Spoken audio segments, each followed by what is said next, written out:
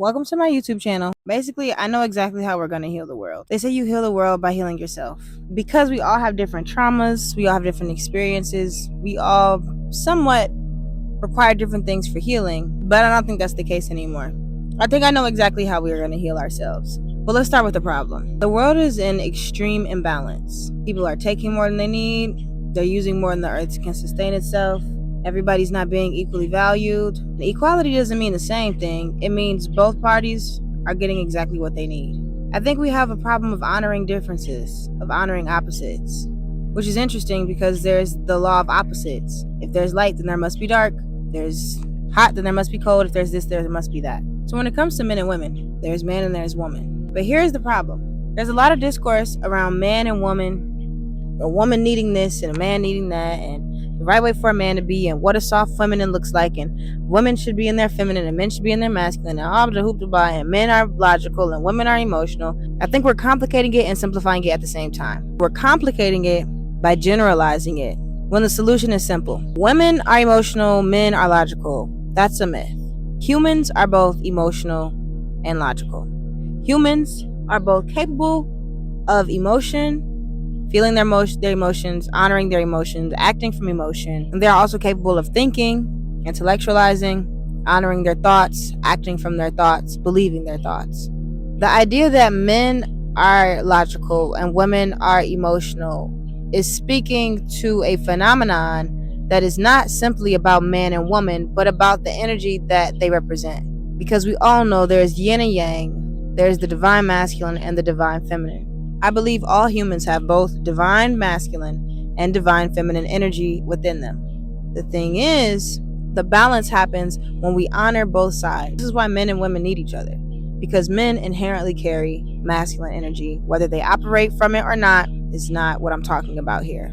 Men inherently carry masculine energy. It's inherent to their being. They develop testosterone. That's simple. Women inherently carry feminine energy. They have a womb and develop estrogen, among other hormones. That does not mean that they operate from these energies. That just means that these energies are inherent to their being. So in the Western world, we have a masculine society. And what I mean by that is we value characteristics that align with masculine qualities. We value consistency. We value what we can see over what we feel. We value logic over reason. We talk about working hard. We talk about dedication. We talk about discipline. Constantly working towards progress and engaging our progress based on what we have in our physical world. That's masculine energy. Is that inherently bad? No. It's just one end of the spectrum. So you know what that does though. When you are only honoring and revering and catering to one end of the spectrum, it becomes imbalanced. Because then there's the feminine energy. Feminine energy represents more so the unseen world. It's what you don't see, but what you can feel through your senses, through your spirit, through your intuition. It's not something that you can gauge by looking at the physical world only. And in Western society, through implementing these masculine values, superiorizing them, if that's a made-up word, they have now demonized the feminine and made it feel like it's less. That's why people tell you to ignore your feelings and focus on your body. Push through what your body is telling you. Fight through your body's discomfort to honor your body's senses and to honor what your intuition is telling you would be a feminine trait, would be acting from your feminine, something that Western world doesn't want you to do. This creates an imbalance within people, within individuals, which then bleeds into an imbalance in relationships, which then bleeds into an imbalance into a community, which leads to an imbalance within a collective. This is what we are actively healing and working against. We are on a pursuit to balance the world. This will be done by balancing ourselves. We will identify what is masculine energy, what is feminine energy, what does it mean to operate from the two, what benefit do they bring to us when we operate from one versus the other. When we start to balance these energies within ourselves, we start to honor our opposites. We develop a reverence for something that is different from us. I notice when I talk to men and women, I'm generalizing, but men get frustrated because they want women to be more logical, more reasonable, more rational. Well, that's because they aren't honoring the fact that they have a feminine energy within them, and that woman is reflecting that and showing them how to tap into that. But because they live in a society that teaches them to not highly revere that, it presents as a problem. With women, we tend to want men to be more into their feelings, consider others, when men are operating from the energy of their inherent being. But that's because we are learning how to create a reverence and how to create an appreciation for our masculine. Women are in an interesting position. You know the saying, girls mature quicker? I don't think that's not true, but I don't think it's a biology thing. I think it's a societal reflection. Because if we think about it, to mature means to make sense of your environment and act accordingly. That's how I interpret mature. It's to integrate what you want and what you need. That's what maturing to me means. To do that means you have to balance the energy within you that allows you to assess your environment and feel your environment. And then you have to temper that by intellectualizing it and then acting on the conclusion. That's what maturing is. It's feeling, processing, analyzing, and acting.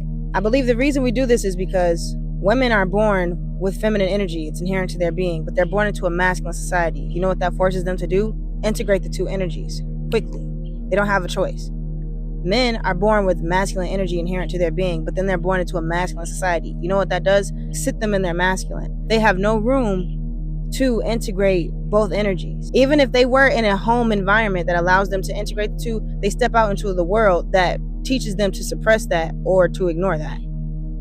So what I see here is women born into a patriarchal society, they actually do benefit from it because they're able to balance these two energies within themselves. I take that back. I retract my statement. They are able to integrate these two energies. Now, are they going to balance them? Are they going to operate more out of their masculine? Yes. Will some women operate more out of their feminine? Yes. Now that changes depending on each individual. Some women are more comfortable operating from their feminine. Some women are more comfortable operating from their masculine. Same with men. Some men are more comfortable operating from their feminine. Some men are more comfortable operating from their masculine. But to reach total success, regardless of whichever one you're more comfortable operating within and from, you still need to integrate the two because you cannot have one without the other due to the law of opposites. Feel me? So as I was saying, women being born into a patriarchal society, they're forced to integrate the two energies and then learn how to balance the two energies. That's why you hear women talking about learning how to be feminine and soft feminine this and soft feminine that. Because we're in a space now where women are realizing, oh, I've been hyper masculine because I was born into a masculine society. Now I have to remember what it feels like to be feminine. Now with men, they're born into a hyper masculine society and they have masculinity inherent to their being. That's a queen bee. Over here tapping her booty. All right, girl, I respect your difference. You sit that back there, I'm gonna sit back here. So men, masculine energy is inherent to a man's being. They come into a society that doesn't show them or remind them or require them to integrate these two energies. They actually come into a society that tells them to suppress their opposite, to suppress and oppress this side of themselves, leading to lack of integration, leading to unfulfillment.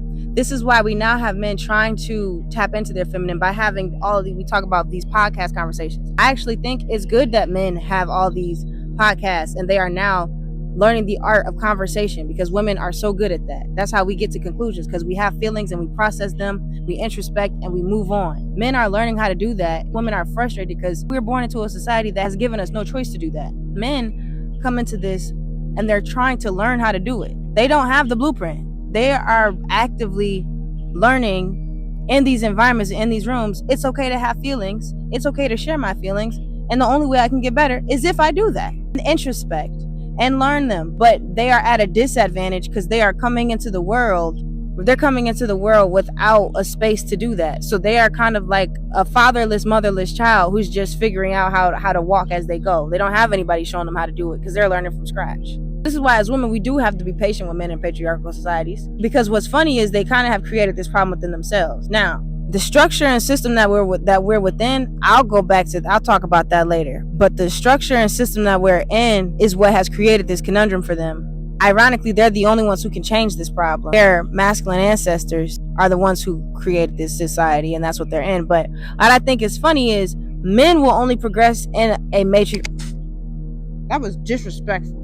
Men will only progress in a matriarchal society, same way women have been able to progress in a patriarchal society. I do believe that women in a matriarchal society would stunt their growth tremendously. You just can't sit in one energy all the time. A woman cannot sit in her feminine all the time. She wouldn't get nothing done. Just like a man cannot sit in his masculine all the time. He would never feel anything. If you're a man and you saw that and you're like, why would I need to feel something? That's why you need to feel something. Because you live in a society that has taught you that feeling is bad. when the one thing that drives everything that you do is a feeling. Everything. So we need both energies. Honor your opposite. Highly revere your opposite. Learn the value of your opposite. The only way we heal the world is by healing ourselves. We heal ourselves, we heal relationships, we heal our community, we heal our community, we heal the collective, we heal the world. And that's the pursuit I'm on. So I'm building a school of thought. This is a compilation of my studies over my whole entire life. But this is just the beginning.